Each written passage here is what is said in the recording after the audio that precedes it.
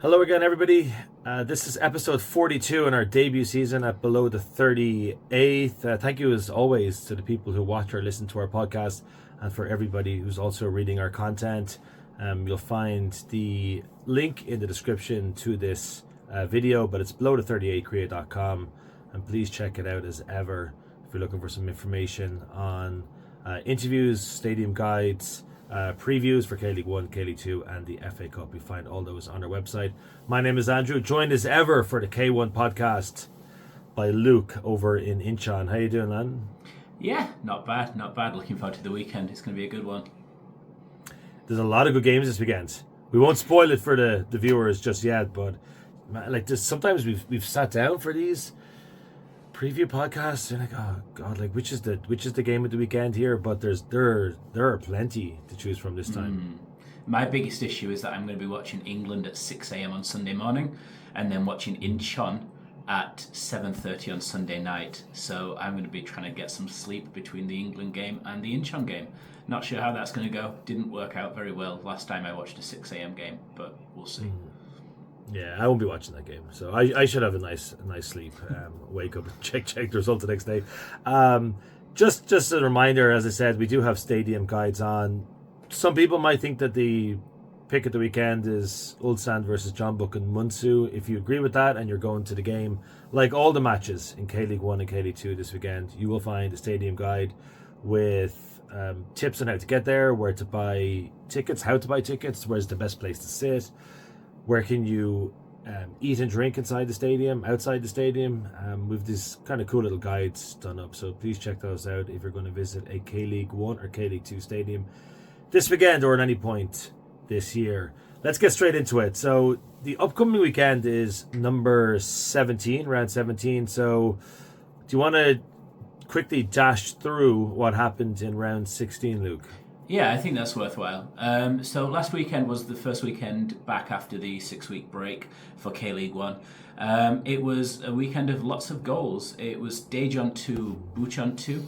It was Anyang 2, Pohang 3. Jeonbuk lost 2-1 at home to Gangwon. Seoul won 1-0 against Incheon.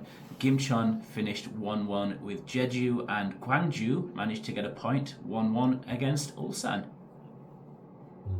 What that all means, as you're about to find out a little bit later on too, Seoul are top, they stay top, they're 8 points clear. Ulsan and Gangwon, the great overachievers, are up to third spot. Not an unusual position for them, as we've seen over the last number of years. Jeonbuk, Pohang and Incheon fill out the top 6. Gwangju remain bottom, but they did pick up a nice point at the weekend at home to a team that was running away with the championship for 3 seasons in a row and is now beginning to fall back into the pack. That's Ulsan HD.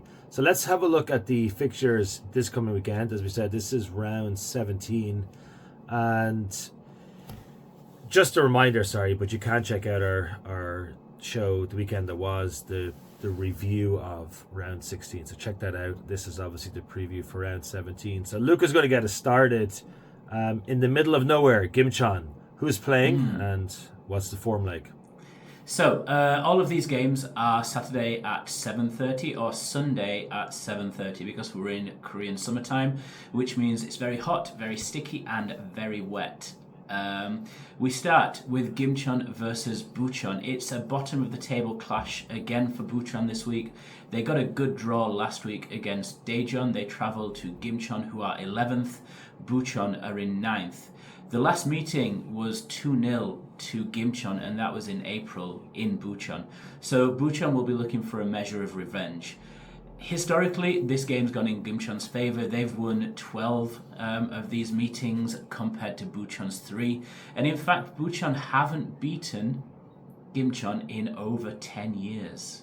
It was September 2015 when Gimcheon, it was in the K-League Challenge, not the K-League 2, when Bucheon last beat Gimcheon. The form guide is pretty similar. Bucheon have 1 win, 2 draws and 2 defeats in their last 5. Gimcheon have got 2 draws and 3 defeats, so Gimcheon are going to be looking for their first win in 5 games. I'm not sure exactly how it's going. I have a feeling it's probably going to be a draw, Andrew. Yeah, probably. I think Bucheon would take a draw. I think definitely just any points they can hoover up away from home in their first season in K-League 1 is quite a success for them. Speaking of teams down at the bottom of the table, we then go off to Gwangju. They are in 12th against Pohang, slowly overturning a difficult start to the season when they couldn't score any goals. They're now up to 5th, and Pohang are one of the form sides in K-League 1 at the moment. The sides have already met the season, and like all of them have at this point. That was back in April. Pohang beat Gwangju 1-0. It was during those matches when Gwangju seemed to be conceding 5 goals almost everywhere, but Pohang only managed to put one past them. But otherwise, Gwangju have turned around a little bit. They haven't won in a long time, but they have picked up a couple of points in their last 5 games. They do come into this in the back of that 1-1 draw with Ulsan, but Pohang had a good win, a very, very good win away from home. Played almost half that match with 10 men against Anyang. They won 3-2. So I would... Pohang just don't concede many goals, as you know. They don't score a lot of goals either, although they have kind of slowly changed that a little bit. But I'd imagine this would be probably a tight, but it'd be a shocker, I think, if Pohang don't win this. Yeah, I think so. I think on the write-up that I'm doing for the website, I think I've gone 3-1 to Pohang. I can see Gwangju scoring, but they just can't keep a clean sheet. So it's unfortunate for them, but yeah, we'll see how they get on. The next game we're going to look at, and this is our last Saturday game, this is a traditional clash of the Titans, or it has been for the last decade in Korea. We've got Ulsan in 2nd against Jeonbuk in 4th. Now, Jeonbuk go into this game with confidence, despite having lost their first game back after the World Cup. They lost 2-1 to Gangwon. Jeonbuk are on a 3-game unbeaten streak against Ulsan. They've won the last 3 games. And traditionally, Jeonbuk do tend to win these games. They've won 31 times in meetings with Ulsan, and that's across the league, it's across Champions League, it's across the Korean Cup as well. So Jeonbuk tend to have the edge in these games, and it's been an interesting season for both teams. They're both conceding a lot of goals. They're both losing games and dropping points where you wouldn't expect them to do. Case in point being Ulsan's failure to beat Gwangju last weekend. They scored an early goal but then conceded and weren't able, despite all of the pressure, despite all of the shots that they had, they weren't able to get a win. So yeah, both teams will need to win, because you have a feeling that with Seoul being 8 points clear now, any slip up from either team will be season over for them. They'll not be winning the title. But yeah, it'll be interesting to see how it goes. The last meeting between these two teams in April, Jeonbuk comfortably won 2-0. Ulsan weren't able to do much in that match, I recall. So it'll be interesting to see how it goes this time round. We know Ulsan have signed a few players. Whether they play or not is yet to be seen, but yeah, it should be a good game. As you said, for a long time this was the clash of the Titans in K-League 1. So just a small quiz question for you. The last time somebody other than Ulsan or Jeonbuk won the title, and what year was it? Was that Seoul 2016? Oh, you got it. Very good. It was Seoul 2016. Before that, was it Pohang 2013? The other question I was going to ask, this might be a little bit harder then, because it also shows just how incredible the grip that these two have had on Korean football for the last decade and a half. It's 2010 was the last time neither of them finished inside the top 2. Wow. And that again was a Seoul championship win. Did you kind of get the feeling they're trying to tell us something here? 2010 Seoul win it, I think Jeju were second. 2016 Seoul win it, and now 2026 Seoul top. And maybe there's a good possibility that neither of these two sides finish in the top 2 again. Well, if Gangwon do finish second, then it'd be another team in orange finishing second. Half the clubs in Korea changing their colour then for next season. But I thought that was interesting. I mean, I saw a game in Jeonbuk. It was kind of towards the end of COVID, and Jeonbuk won 3-2 in the last minute against Ulsan, and basically that was a title decider. And for a while that really was the title decider, and now they appear to be competing for second best at the moment. There's a long way to go, but that's how it feels. Yeah, I mean, it's amazing as well when you think that Jeonbuk won the title for however many seasons in a row, and Ulsan were always second best, and then one year it switched, and Ulsan won it, and Jeonbuk dropped off, and it was Ulsan year after year. It's not that we've had like different teams competing or they've been going backwards and forth in a close race. It's been one of them or it's been the other one. And obviously last year Jeonbuk won it at a canter. I think they won it the weekend of the split or the weekend after the split, like very comfortably. So yeah, it's interesting. It's interesting that this year we might have somebody different. It's just unfortunate that it's Seoul.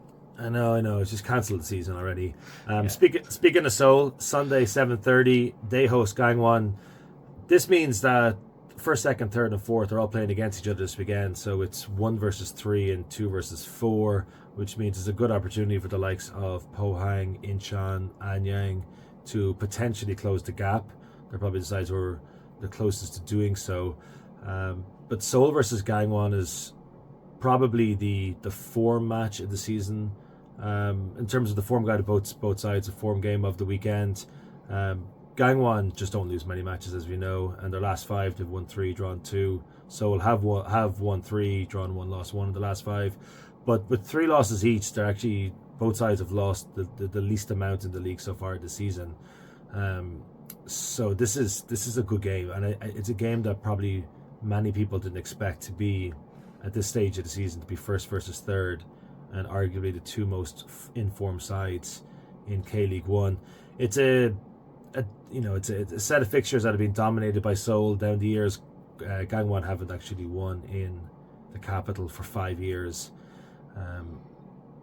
I don't know if they're going to change that record this weekend, but man, it would be sensational if Gangwon go there and win. And the fact that they just won against Jeonbuk, clearly this team does not care who they're playing against.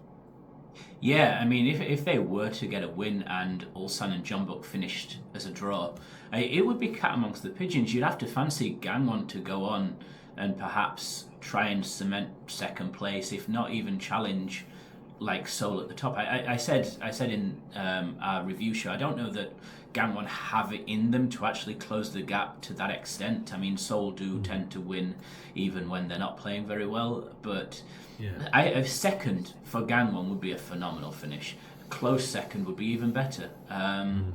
More Champions League football. Absolutely. More Champions League football by the seaside. Yeah. Unless they change the stadium again. Play it in Yongin. So we've done top 4. Let's have a look at 6th versus 7th. It's a historic first ever meeting in the league at Incheon Stadium between Incheon and Anyang. Incheon have played Anyang once already this season, which Incheon won 1-0. There's never been a league meeting at Incheon Football Stadium, but there was a cup game about 5 years ago, which Anyang won 3-0. It was a Wednesday night. I was there.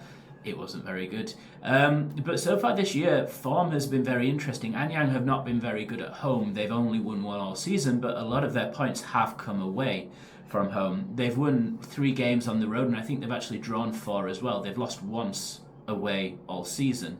Meanwhile, Incheon have only won 3 games and lost 5 at home with no draws. Incheon fans are getting a bit nervous about how we're performing and how things are going. There were a few complaints after the game on Sunday because it doesn't seem that we have a plan B when things aren't going very well. If Anyang can come and get an early goal, I think there's all to play for in this game, and it'll be a very, very competitive game. It'll be quite balanced. Both teams have similar form going into it in the last 5.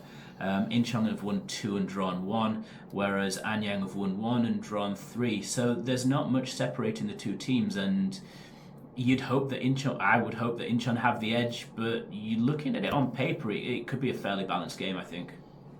I think if this game had taken place last season, I think Anyang would probably fancy their chances more than they would this time. But they're without Bruno Mata, they're without Thomas Wedekote now, and a squad that was already the oldest in K-League 1 last season is obviously now a year older again on top of that. So we're going to talk about this later on because we're both going to this match.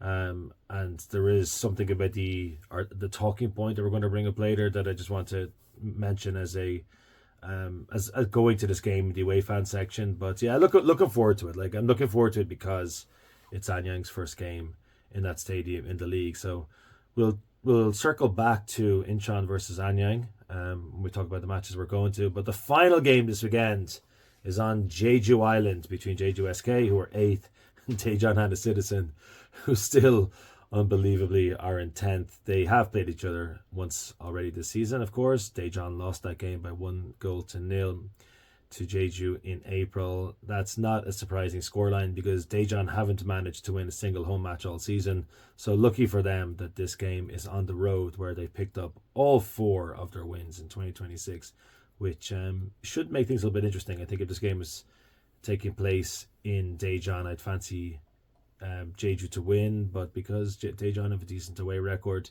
I think it's a difficult one to predict.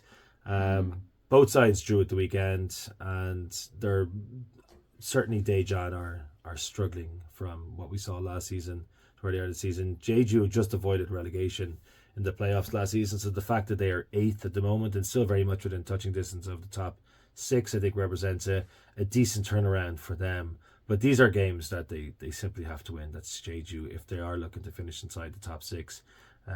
Although Daejeon's away form is good, they're obviously not the power that they were last season, despite some good recruitment over the winter. Daejeon did win in Jeju last year by 3-1, but again, that was when Daejeon were competing at the right end of the table and Jeju were basically fighting off relegation.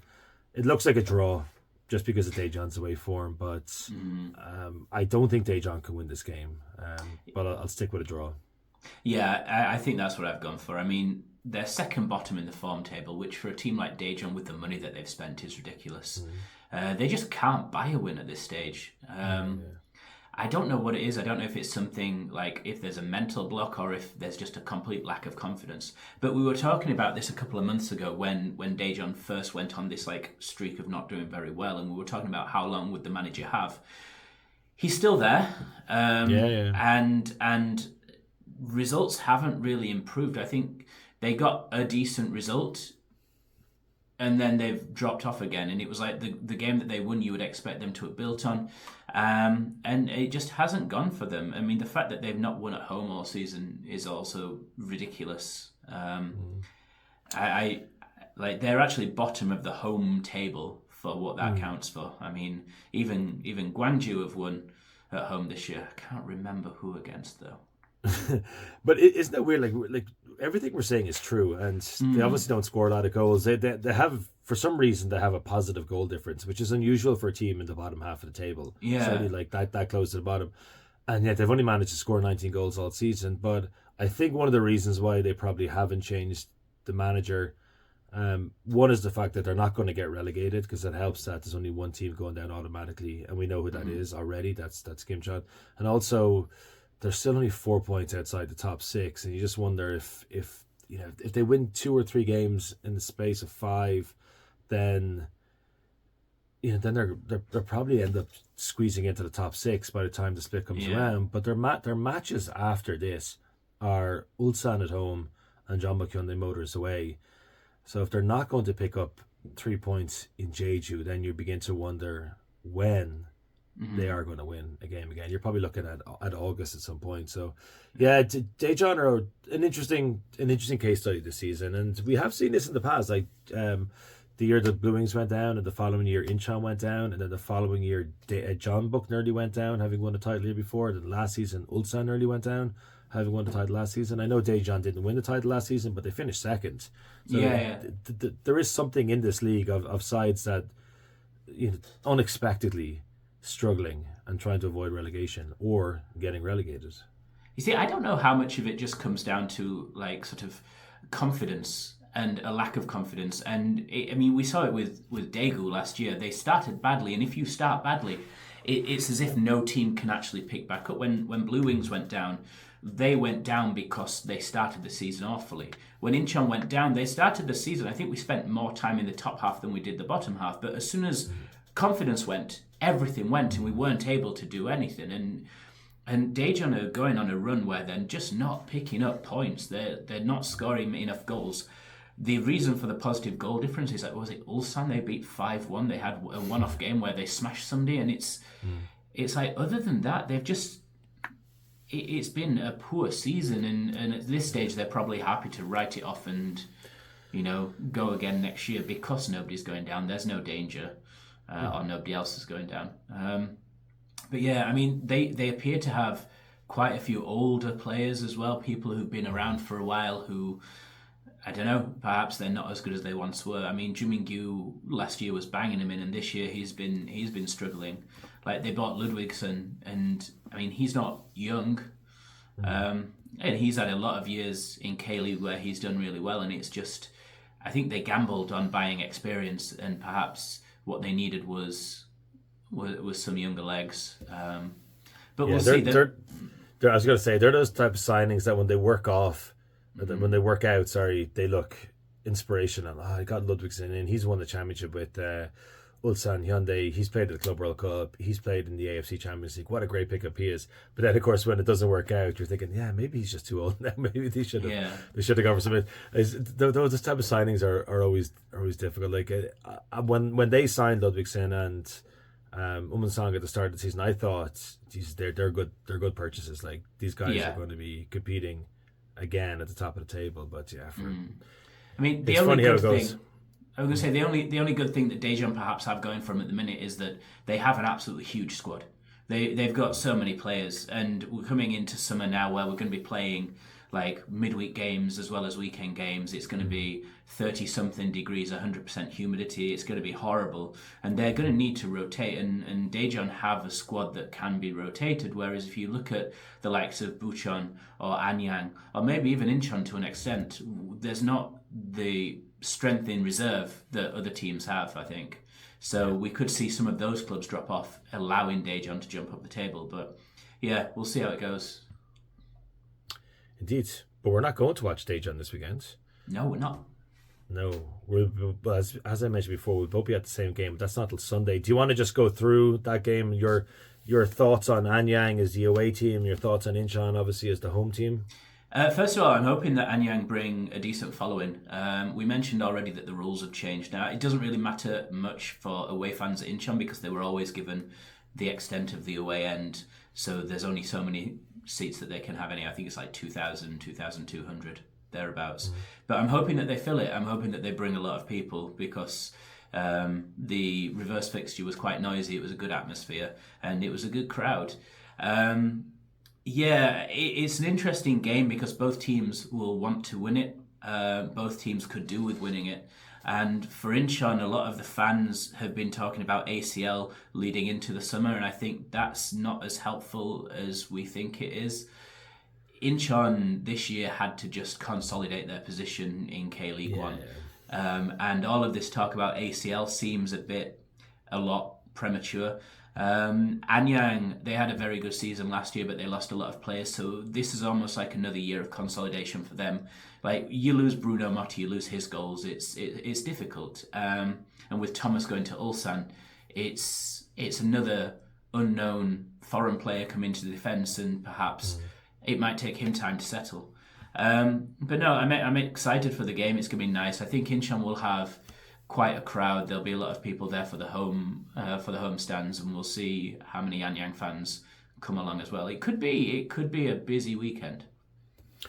Well, I can give you an update. I mean, I bought my ticket for that game several hours ago, about 8 or 9 o'clock, and there were 305 tickets left in the away end when I bought them. They went on sale today, so all but about 300 have been sold out.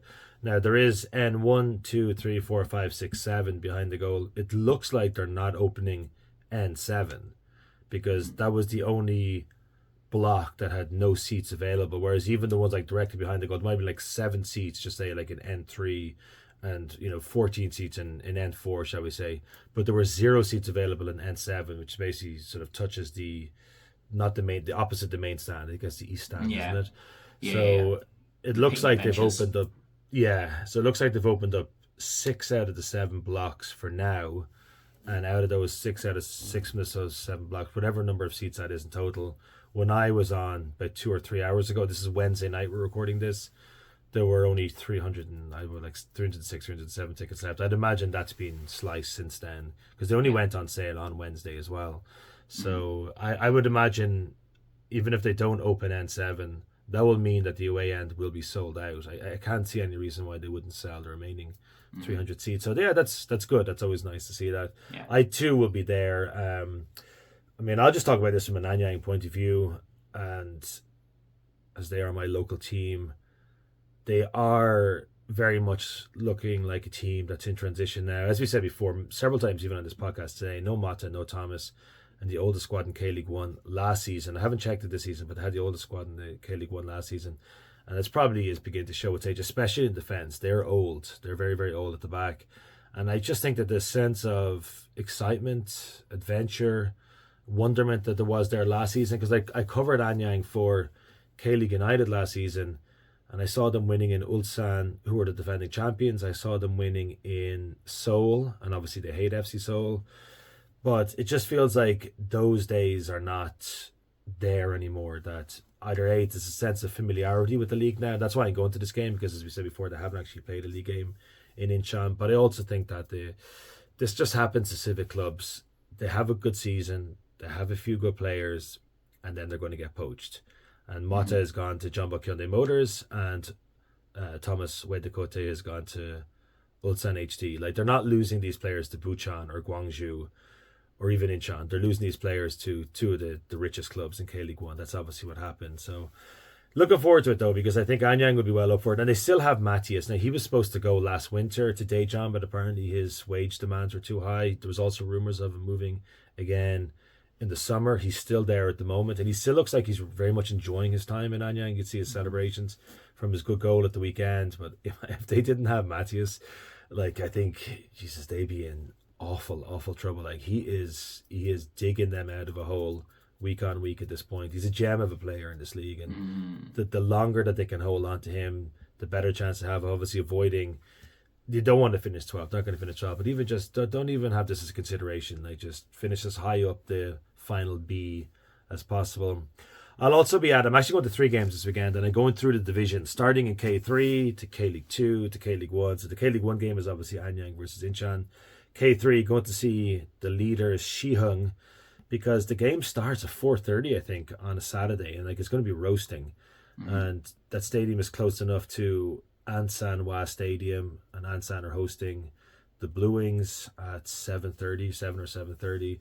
So 2 games on Saturday. They're both kind of close by to each other. Shihung versus, I think it's Busan Transportation, and then Ansan versus Suwon. Just a sign of how far the Blue Wings have fallen, that this is the 3rd year in a row they're going to Hwa Stadium to play a league game, followed by a cracker hopefully on Sunday between Incheon and Anyang. Yeah, fingers crossed. I expect, I have no idea how this K3 game is going to go. Don't really care. Just want to go and have a look at the stadium. I'd say the Blue Wings will bore Ansan to death for a 1-0 win, and then hopefully the fireworks are held back for Sunday. So looking forward to the weekend. Yeah. I've only got 2 games. You've got 3 games, but Sunday night I'm sure we'll have plenty to talk about. Yeah, so we'll be back.